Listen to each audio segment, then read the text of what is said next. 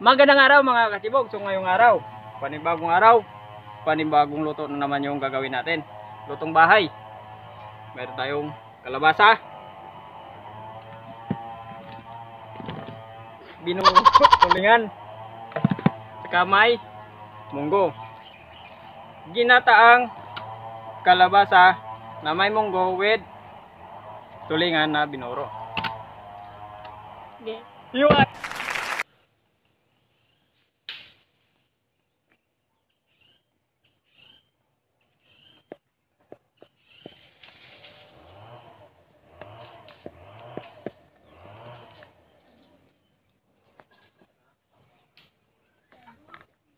Okay po mga kasibog, ito na po yung pinadurog natin na munggo. Lalagay na natin yung ating kalabasa.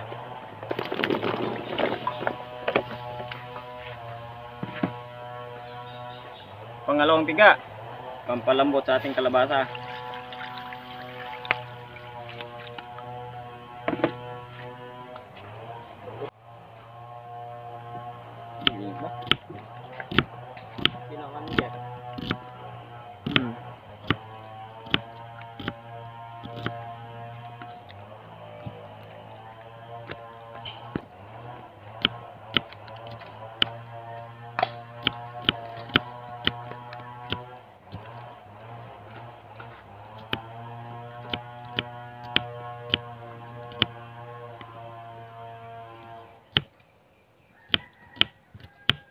Maglalagay po tayo ng bawang, sibuyas.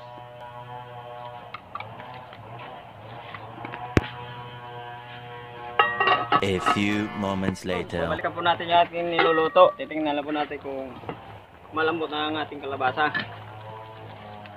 Naku, napakalambot na mga katsibog. Okay mga katsibog, binabad po muna natin yung ating binuro para mabawasan po yung kanyang alat kasi sobrang alat yan. Binuro po kasi sa asin yan. Babanlawan po muna natin bago ilagay sa gulay. Okay, lalagay na natin. Pagkatapos na natin siyang hugasan uli.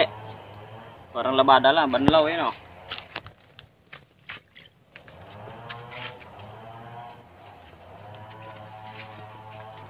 Mga katsibog, luto na itong ating tulingan na binuro. Lalagay na tayo ng malunggay.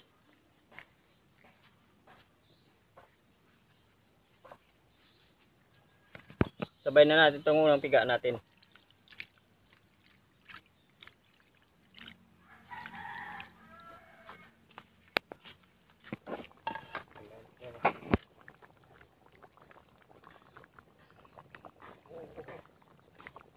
Okay na po mga kasibog, gangoy na po natin. Sibugan na. Ayan o. Tikman muna natin.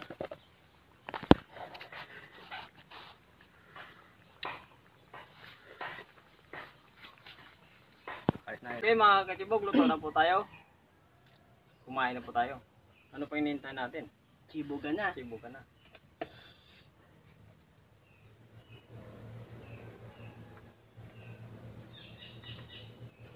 Bakit hindi mapigilan itong tawa ni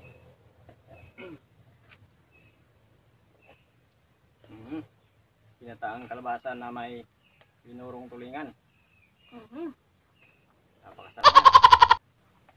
Ito yung ginagawa ng yung dito sa amin sa probinsya pag grabe pa yung sa baba. Pag maraming isda dito, pag bumaba yung isda, naku, hindi mauubos yan sa pagpibinta. Yung ginagawa na lang, binuburo.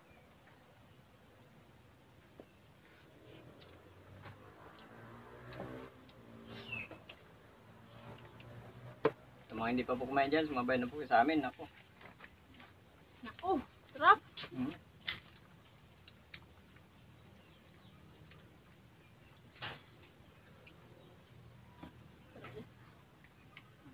Lutong bahay.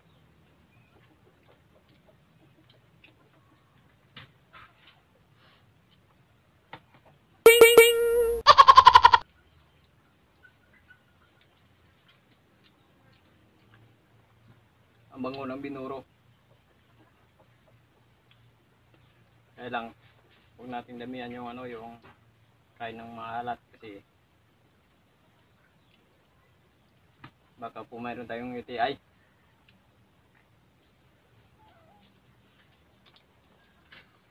Kaya magkakaroon tayo ng UTI pag marami yung nakain natin.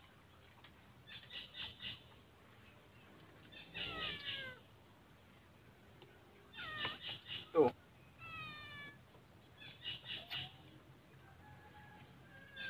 Yan, pagkatiyan natin yan.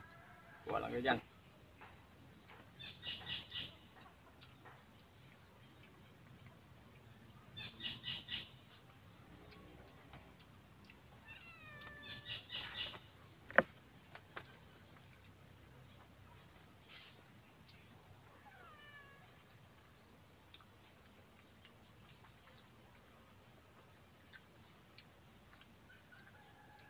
Napakasimple lang po gumawa ng buro mga kasibog. Pwede mong pisil-pisilin yung tulingan, huwaan sa gitna, pisilin, tapos patagasin yung kanyang dugo. Ngayon ugasan mo muna bago mo patagasin yung dugo,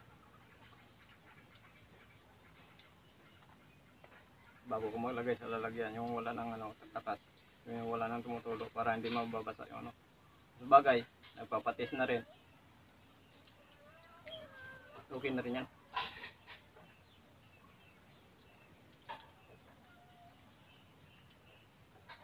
Pero mga kasibog, pag naggawa kayo ng buro, huwag nyung kuntiin yung asin na. Kailangan basta hindi sa asin. Kung hindi siya kulang. Pag kulang kasi yung nangangati, yung laman. Saka yung kalabasa, hindi namin tinanggalan ng balat. Nandito yung mas maraming vitamins. Pampalinaw ng mata. Pasensya na po sa kasama ko, parang wala kasing to eh. Hindi ko alam.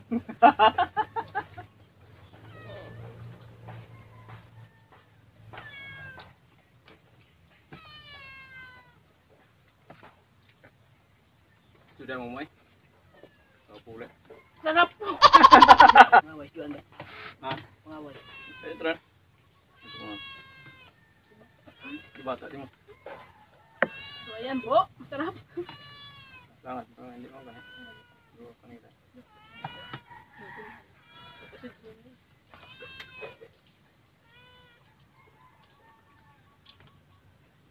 Napakalambot ng niya. Kalabasa. Na sobrang nata kakaluto kasi nabol din natin na maluto itong itong ating binuro. Binuro.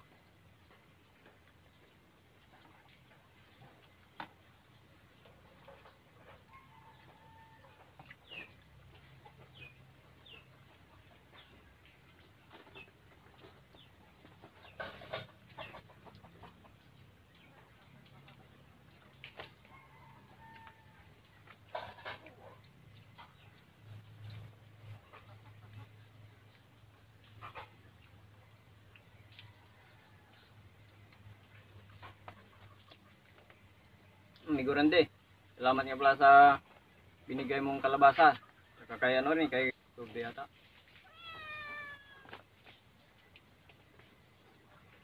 Nga.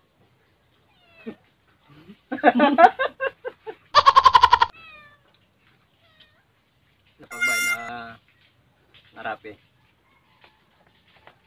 Binigyan kami ng binuro. Naku, pag gusto na pong bumili mga kasibog may po isang binuro doon.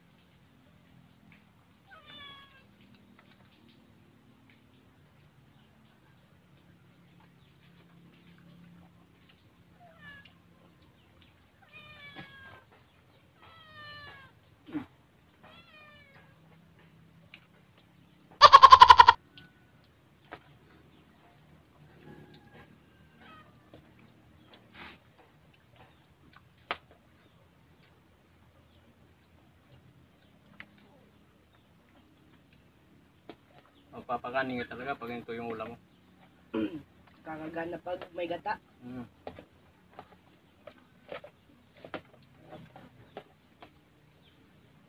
Nugatan mo na namin para mabawasan yung kanyang alat.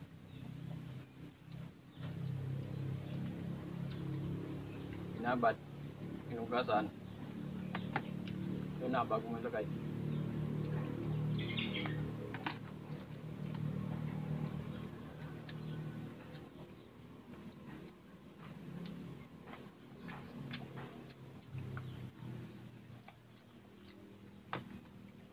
ganda ng kalabasa ni Miko Grande. Rabo. Marabo.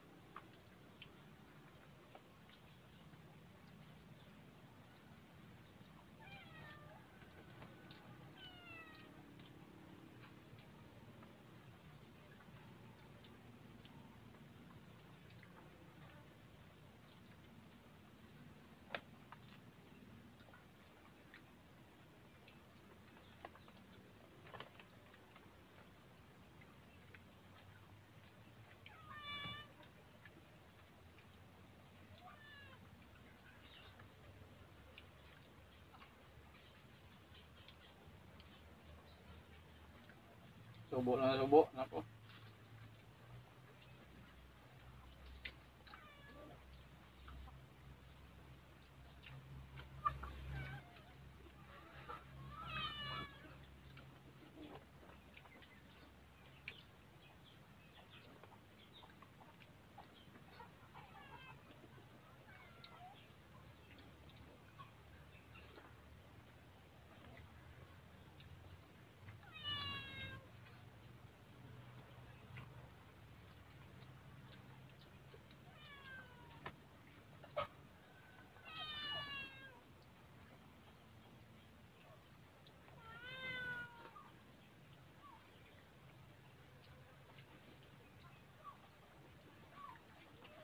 Mukhang nabitin to yung dalawa.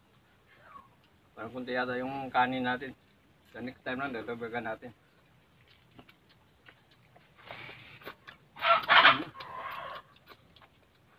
So yun po mga kasibog, maraming salamat po sa mga subscribers at saka sa mga viewers po. Thank you po.